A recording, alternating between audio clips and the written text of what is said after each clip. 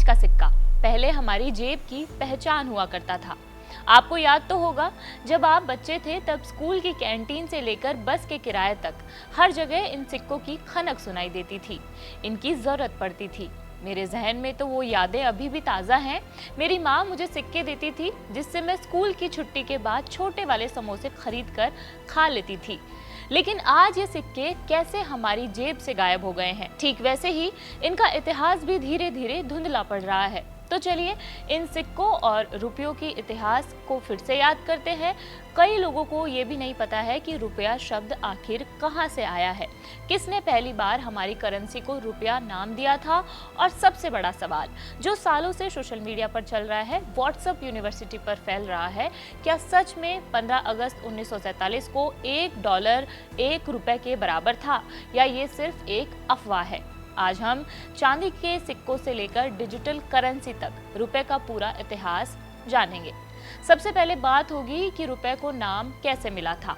किसी भी चीज की पहचान उसके इतिहास से होती है और रुपए की कहानी शुरू होती है उसके नाम से। रुपया शब्द अचानक पैदा नहीं हुआ था, इसकी जड़ें बहुत गहरी हैं और ये जुड़ी हैं प्राचीन संस्कृत भाषा से। संस्कृत में एक शब्द है रुपयकम, जिसका मतलब होता है चांदी का सिक्का। वहीं एक और शब्द है रूप, यानी आकृति या सुंदर स्वरूप। लेकिन सवाल ये है कि इस शब्द को हमारी करेंसी की आधिकारिक पहचान किसने दी? इसका जवाब हमें इतिहास के पन्नों में मिलता है और नाम सामने आता है शेरशाह सूरी का।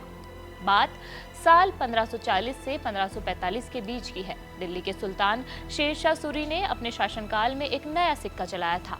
ये सिक्का शुद्ध चांदी का था, जिसका वजन लगभग 178 ग्रेन यानी कि करीब 11.5 ग्राम था। शेरशाह सूरी ने इस चांदी के सिक्के को नाम दिया था रुपया। यहीं से एक नाम पैदा हुआ जो सिर्फ एक सिक्के तक सीमित नहीं रहा। मुगलों ने भी इसे अपनाया, मराठों ने भी इसे अपनाया और बाद में अंग्रेजों ने भी इस नाम को नहीं बदला। वक्त बदलता गया, राज बदलते गए, लेकिन रुपया नाम वही रहा। धीरे धीरे ये सिर्फ करेंसी नहीं, भारत की पहचान भी बन गया है। अब बात करते हैं कि नाम के इतिहास के बारे में तो हमें पता चल गया है, लेकिन दूसरा सवाल है कि हमारा रुपया आखिर कितना पुराना है। अगर सिक्कों की बात करें तो इसका इतिहास लगभग 2500 साल पुराना माना जाता है। लेकिन जैसे जैसे दुनिया बदली वैसे वैसे पैसों का रूप भी बदल गया। सिक्कों से आगे बढ़कर अब बारी थी कागज की। तो अब बात होगी कि रुपए का पहला पेपर नोट कैसे आया। भारत में कागजी नोट की शुरुआत कब हुई? भारत में पहला कागजी नोट अंग्रेजों के दौर में साल 1770 में जारी किया गया था। इसे जारी करने वाला बैंक था बैंक ऑफ हिंदुस्तान। इसके बाद बैंक ऑफ बंगाल और बैंक ऑफ बॉम्बे ने भी अपने अपने नोट छापने शुरू कर दिए थे।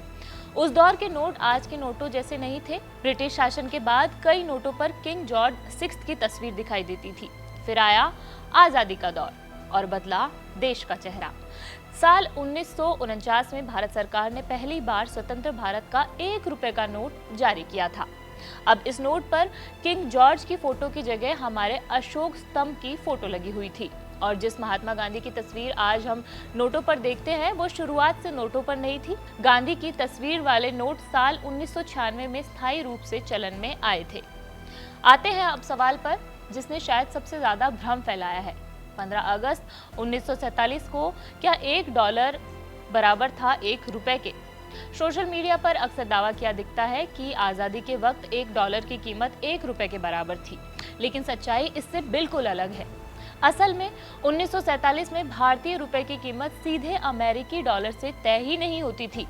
उस समय दुनिया की सबसे प्रभावशाली करेंसी अमेरिकी डॉलर नहीं बल्कि ब्रिटिश पाउंड थी।